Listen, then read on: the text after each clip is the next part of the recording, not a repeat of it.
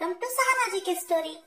ಯಾರೆಲ್ಲ ಚಾನಲ್ಗೆ ಹೊಸದಾಗಿ ಬಂದಿದ್ದೀರೋ ಪ್ಲೀಸ್ ಚಾನಲ್ನ ಸಬ್ಸ್ಕ್ರೈಬ್ ಮಾಡ್ಕೊಳ್ಳಿ. ಕತೆ ತುಂಬಾ ಚೆನ್ನಾಗಿದೆ, ಕೊನೆವರೆಗೂ ಕೇಳಿ.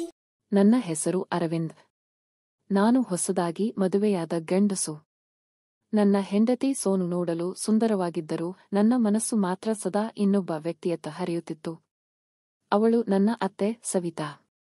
ಸವಿತಾ ಅದ್ಭುತವಾದ ಸೌಂದರ್ಯದ ಆಗರ. ಆಕೆಯ ಸೊಂಟದ ಬಳುಕುವಿಕೆ, ಸೀರೆಯಲ್ಲಿ ನಿಂತು ತನ್ನ ತೊಡೆಯನ್ನು ಸರಿಪಡಿಸಿಕೊಳ್ಳುವ ಆಕರ್ಷಕ ಶೈಲಿ ಮತ್ತು ಆ ಕಣ್ಣೋಟ ಎಲ್ಲವೂ ನನ್ನ ಮನಸ್ಸನ್ನು ಹುಚ್ಚೆಬ್ಬಿಸುತ್ತಿದ್ದವು. ಮದುವೆಯಾದ ದಿನದಿಂದಲೂ ನನ್ನ ಮನಸ್ಸಿನಲ್ಲಿ ಸವಿತಾಳ ಚಿತ್ರ ಮೂಡುತ್ತಿತ್ತು. ಸೋನು ನನ್ನ ಹೆಂಡತಿಯಾದರೂ ಸವಿತಾಳೇ ನನ್ನ ಕನಸಿನ ರಾಣಿ. ನಾನು ಮತ್ತು ಸೋನು ಮದುವೆಯಾದಾಗ ಸವಿತಾ ನಮಗೆಲ್ಲ ಸಹಾಯ ಮಾಡುವುದರಲ್ಲಿ ನಿರತರಾಗಿದ್ದರು. ಆಕೆಯ ಕಾಳಜಿ ಮತ್ತು ಪ್ರೀತಿಯಿಂದ ನಾನು ಬೆರಗಾಗಿದ್ದೆ.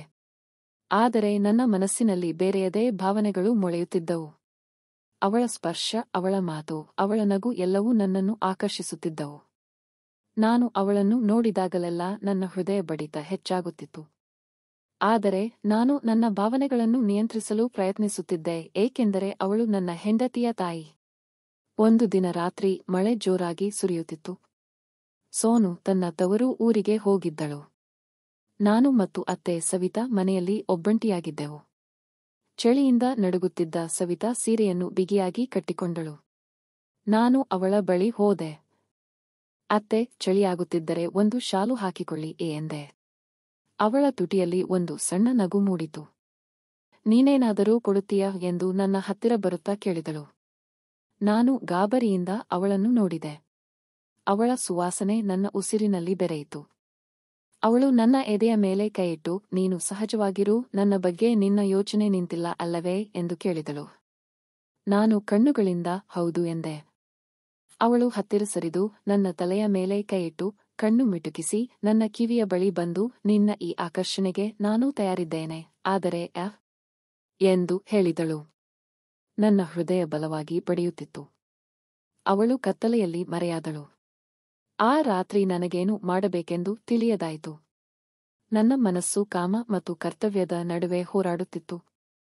ಒಂದು ಕಡೆ ನನ್ನ ಹೆಂಡತಿ, ಇನ್ನೊಂದು ಕಡೆ ನನ್ನ ಅತ್ತೆ ಮೇಲಿನ ಮೋಹ. ನಾನು ಇಂತಹ ಪರಿಸ್ಥಿತಿಯಲ್ಲಿ ಸಿಲುಕಿಕೊಳ್ಳುತ್ತೇನೆ ಎಂದು ಎಂದಿಗೂ ಊಹಿಸಿರಲಿಲ್ಲ. ಮಾರನೆಯ ದಿನ ನಾನು ಎಂದಿನಂತೆ ಕೆಲಸಕ್ಕೆ ಹೋದೆ. ಆದರೆ ನನ್ನ ಮನಸ್ಸು ಮಾತ್ರ ಸವಿತಾಳ ಸುತ್ತ ಸುತ್ತುತ್ತಿತ್ತು. ಅವಳ ಮಾತುಗಳು, ಅವಳ ಸ್ಪರ್ಶ ಎಲ್ಲವೂ ನನ್ನ ಮನಸ್ಸಿನಲ್ಲಿ ಮತ್ತೆ ಮತ್ತೆ ಬರುತ್ತಿದ್ದವು. ಕೆಲಸದಲ್ಲಿ ನನ್ನ ಗಮನವನ್ನು ಕೇಂದ್ರೀಕರಿಸಲು ಸಾಧ್ಯವಾಗಲಿಲ್ಲ. ಬೇಗನೆ ಮನೆಗೆ ಹೋಗಲು ನಿರ್ಧರಿಸಿದೆ. ಮನೆಗೆ ಬಂದಾಗ ಸವಿತಾ ಅಡುಗೆ ಮಾಡುತ್ತಿದ್ದಳು. ನನ್ನನ್ನು ನೋಡಿದ ಕೂಡಲೇ ಅವಳ ಮುಖದಲ್ಲಿ ನಗು ಮೂಡಿತು. ಬನ್ನಿ, ಕಾಫಿ ಕುಡಿಯೋಣ ಎಂದು ಹೇಳಿ ನನ್ನನ್ನು ಒಳಗೆ ಕರೆದಳು. ನಾವು ಇಬ್ಬರೂ ಕುಳಿತು ಕಾಫಿ ಕುಡಿಯುತ್ತಿದ್ದಾಗ ನಾನು ಅವಳತ್ತ ನೋಡಲು ಸಾಧ್ಯವಾಗಲಿಲ್ಲ. ನನ್ನ ಕಣ್ಣುಗಳು ಅವಳ ಸೌಂದರ್ಯದಲ್ಲಿ ಕಳೆದು ಹೋಗಿದ್ದವು. ಅವಳು ನನ್ನ ನೋಟವನ್ನು ಗಮನಿಸಿ, ಏನಾಯಿತು ಅರವಿಂದ್? ಏನನ್ನಾದರೂ ಹೇಳಲು ಬಯಸುತ್ತೀಯಾ ಎಂದು ಕೇಳಿದಳು. ನಾನು ದೀರ್ಘ ಉಸಿರು ತೆಗೆದುಕೊಂಡು, ನನಗೆ ಗೊತ್ತಿಲ್ಲ ಅತ್ತೆ. ನಾನು ನಿಮ್ಮ ಬಗ್ಗೆ ಏನು ಭಾವಿಸುತ್ತೇನೋ ನನಗೆ ಅರ್ಥವಾಗುತ್ತಿಲ್ಲ. ನಾನು ಸೋನುಗೆ ಮೋಸ ಮಾಡಲು ಬಯಸುವುದಿಲ್ಲ, ಆದರೆ ನನ್ನ ಮನಸ್ಸನ್ನು ನಿಯಂತ್ರಿಸಲು ಸಾಧ್ಯವಾಗುತ್ತಿಲ್ಲ ಎಂದೆ. ಸವಿತಾ ನನ್ನ ಮಾತನ್ನು ಕೇಳಿ ಮೌನವಾಗಿ ಕುಳಿತಳು. ಸ್ವಲ್ಪ ಸಮಯದ ನಂತರ, ನಾನು ನಿನ್ನ ಪರಿಸ್ಥಿತಿಯನ್ನು ಅರ್ಥಮಾಡಿಕೊಳ್ಳುತ್ತೇನೆ ಅರವಿಂದ್. ಆದರೆ ನಾವು ಎಚ್ಚರಿಕೆಯಿಂದ ಇರಬೇಕು. ಸೋನುಗೆ ಇದರ ಬಗ್ಗೆ ತಿಳಿಯಬಾರದು ಎಂದಳು. ನಾನು ಅವಳ ಮಾತನ್ನು ಕೇಳಿ ಆಶ್ಚರ್ಯಚಕಿತನಾದೆ. ಅವಳು ನನ್ನ ಪ್ರೀತಿಯನ್ನು ಒಪ್ಪಿಕೊಂಡಿದ್ದಳು. ಆದರೆ ನಮ್ಮ ಸಂಬಂಧವನ್ನು ರಹಸ್ಯವಾಗಿಡಲು ಬಯಸಿದ್ದಳು. ನಾನು ಅವಳ ಮಾತಿಗೆ ತಲೆದೂಗಿದೆ. ಅಂದಿನಿಂದ ನಾನು ಮತ್ತು ಸವಿತಾ ರಹಸ್ಯವಾಗಿ ಭೇಟಿಯಾಗಲು ಪ್ರಾರಂಭಿಸಿದೆವು. ಸೋನು ಮನೆಯಲ್ಲಿ ಇಲ್ಲದಿದ್ದಾಗ ನಾವು ಒಟ್ಟಿಗೆ ಸಮಯ ಕಳೆಯುತ್ತಿದ್ದೆವು. ನಮ್ಮ ಸಂಬಂಧವು ಬೆಳೆಯುತ್ತಾ ಹೋಯಿತು, ಆದರೆ ನಮ್ಮ ಭಯವೂ ಹೆಚ್ಚಾಗುತ್ತಾ ಹೋಯಿತು. ಸೋನುಗೆ ಏನಾದರೂ ತಿಳಿದರೆ ಏನಾಗುತ್ತೆ ಎಂದು ನಾನು ಸದಾ ಚಿಂತಿಸುತ್ತಿದ್ದೆ. ಒಂದು ದಿನ ಸೋನು ಇದ್ದಕ್ಕಿದ್ದಂತೆ ಮನೆಗೆ ಬಂದಳು. ನಾನು ಮತ್ತು ಸವಿತಾ ಒಟ್ಟಿಗೆ ಕುಳಿತಿದ್ದಾಗ ಅವಳು ನಮ್ಮನ್ನು ನೋಡಿದಳು. ಅವಳ ಮುಖದಲ್ಲಿ ಆಶ್ಚರ್ಯ ಮತ್ತು ಕೋಪ ಎದ್ದು ಕಾಣುತ್ತಿತ್ತು. ಇದೇನೋ ನಡೆಯುತ್ತಿದೆ ಎಂದು ಗಟ್ಟಿಯಾಗಿ ಕೇಳಿದಳು. ನಾನು ಮತ್ತು ಸವಿತಾ ಇಬ್ಬರೂ ಹೆದರಿ ಹೋದೆವು. ಏನು ಹೇಳಬೇಕೆಂದು ನಮಗೆ ತಿಳಿಯಲಿಲ್ಲ. ಕೊನೆಗೆ ಸವಿತಾ, ಸೋನು, ನಿನಗೆ ತಪ್ಪಾಗಿ ಅರ್ಥವಾಗುತ್ತಿದೆ. ನಾವು ಏನೂ ಎಂದು ಹೇಳುವಷ್ಟರಲ್ಲಿ ಸೋನು ಅವಳ ಮಾತನ್ನು ಕಡಿತಗೊಳಿಸಿ, ಸುಮ್ಮನಿರು ತಾಯಿ. ನಾನು ಎಲ್ಲವನ್ನೂ ನೋಡಿದ್ದೇನೆ. ನನ್ನ ಗಂಡನೊಂದಿಗೆ ನೀನು ಏನು ಮಾಡುತ್ತಿದ್ದೀಯ ಎಂದು ಕೂಗಿದಳು. ನಾನು ಸೋನುಗೆ ಸತ್ಯ ಹೇಳಲು ನಿರ್ಧರಿಸಿದೆ. ನಾನು ಅವಳ ಬಳಿ ಹೋಗಿ, ಸೋನು, ನನ್ನನ್ನು ಕ್ಷಮಿಸಿಬಿಡು. ನಾನು ತಪ್ಪು ಮಾಡಿದ್ದೇನೆ. ನಾನು ಸವಿತಾಳನ್ನು ಪ್ರೀತಿಸುತ್ತಿದ್ದೇನೆ ಎಂದೆ. ನನ್ನ ಮಾತನ್ನು ಕೇಳಿ ಸೋನುಗೆ ತೀವ್ರ ಆಘಾತವಾಯಿತು. ಅವಳು ಅಳಲು ಪ್ರಾರಂಭಿಸಿದಳು. ನಾನು ನಿನ್ನನ್ನು ತುಂಬಾ ನಂಬಿದ್ದೆ ಅರವಿಂದ್. ಆದರೆ ನೀನು ನನಗೆ ಮೋಸ ಮಾಡಿದೆ. ನಾನು ನಿನ್ನನ್ನು ಎಂದಿಗೂ ಕ್ಷಮಿಸುವುದಿಲ್ಲ ಎಂದು ಹೇಳಿ ಮನೆಯಿಂದ ಹೊರನಡೆದಳು. ನಾನು ಸೋನುಳನ್ನು ತಡೆಯಲು ಪ್ರಯತ್ನಿಸಿದೆ, ಆದರೆ ಅವಳು ಕೇಳಲಿಲ್ಲ. ನಾನು ಮತ್ತು ಸವಿತಾ ಇಬ್ಬರೂ ಮನೆಯಲ್ಲಿ ಒಬ್ಬಂಟಿಯಾಗಿ ಕುಳಿತೆವು. ನಾನು ಮಾಡಿದ ತಪ್ಪಿಗೆ ನಾನೇ ಜವಾಬ್ದಾರನೆಂದು ನನಗೆ ಅರ್ಥವಾಯಿತು. ಸೋನು ತನ್ನ ತಂದೆ ತಾಯಿಯ ಮನೆಗೆ ಹೋದಳು.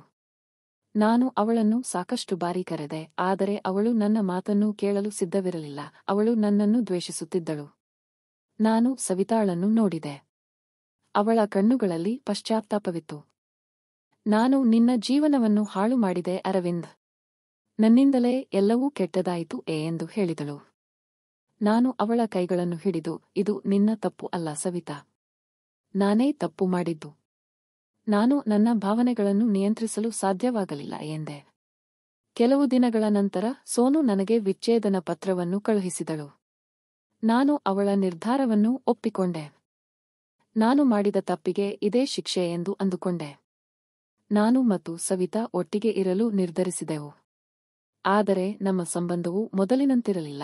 ನಾವು ಮಾಡಿದ ತಪ್ಪಿಗೆ ನಮಗೆ ಪಶ್ಚಾತ್ತಾಪವಿತ್ತು. ಸೋನುಗೆ ಮೋಸ ಮಾಡಿದ್ದಕ್ಕೆ ನಮಗೆ ತುಂಬಾ ಬೇಸರವಾಯಿತು. ನಾನು ನನ್ನ ತಪ್ಪುಗಳನ್ನು ಸರಿಪಡಿಸಲು ನಿರ್ಧರಿಸಿದೆ. ನಾನು ಸೋನುಳನ್ನು ಭೇಟಿಯಾಗಿ ಅವಳ ಕ್ಷಮೆಯನ್ನು ಕೇಳಲು ಬಯಸಿದೆ. ಅವಳು ನನ್ನನ್ನು ಕ್ಷಮಿಸುತ್ತಾಳೋ ಇಲ್ಲವೋ ನನಗೆ ಗೊತ್ತಿಲ್ಲ, ಆದರೆ ನಾನು ಪ್ರಯತ್ನಿಸಲು ನಿರ್ಧರಿಸಿದೆ. ಒಂದು ದಿನ ನಾನು ಸೋನುಳನ್ನು ಭೇಟಿಯಾಗಲು ಅವಳ ತಂದೆ ತಾಯಿಯ ಮನೆಗೆ ಹೋದೆ.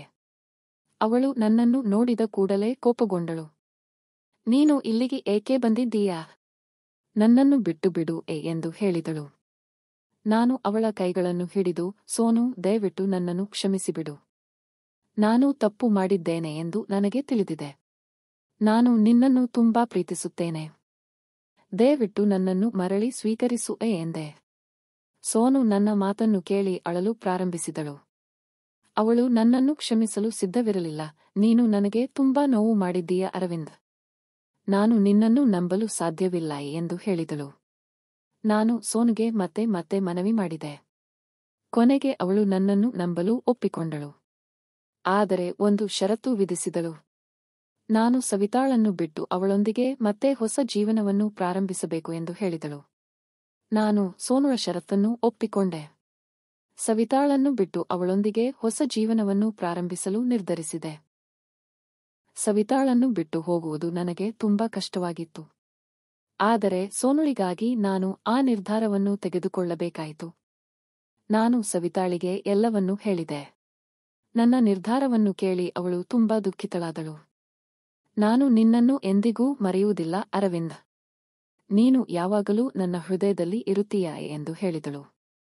ನಾನು ಸವಿತಾಳಿಗೆ ವಿದಾಯ ಹೇಳಿ ಸೋನುಳೊಂದಿಗೆ ಹೊಸ ಜೀವನವನ್ನು ಪ್ರಾರಂಭಿಸಿದೆ. ನಮ್ಮಿಬ್ಬರ ನಡುವೆ ಮೊದಲಿನ ಪ್ರೀತಿ ಮತ್ತೆ ಚಿಗುರೊಡೆಯಿತು. ನಾವು ಸಂತೋಷದಿಂದ ಜೀವನ ನಡೆಸಲು ಪ್ರಾರಂಭಿಸಿದೆವು. ನಾನು ಮಾಡಿದ ತಪ್ಪುಗಳನ್ನು ಎಂದಿಗೂ ಮರೆಯಲು ಸಾಧ್ಯವಿಲ್ಲ, ಆದರೆ ಆ ತಪ್ಪುಗಳಿಂದ ನಾನು ಕಲಿತ ಪಾಠಗಳನ್ನು ಜೀವನದಲ್ಲಿ ಅಳವಡಿಸಿಕೊಂಡಿದ್ದೇನೆ. ಪ್ರೀತಿ, ನಂಬಿಕೆ ಮತ್ತು ಕ್ಷಮೆಯ ಮಹತ್ವವನ್ನು ನಾನು ಅರಿತುಕೊಂಡಿದ್ದೇನೆ.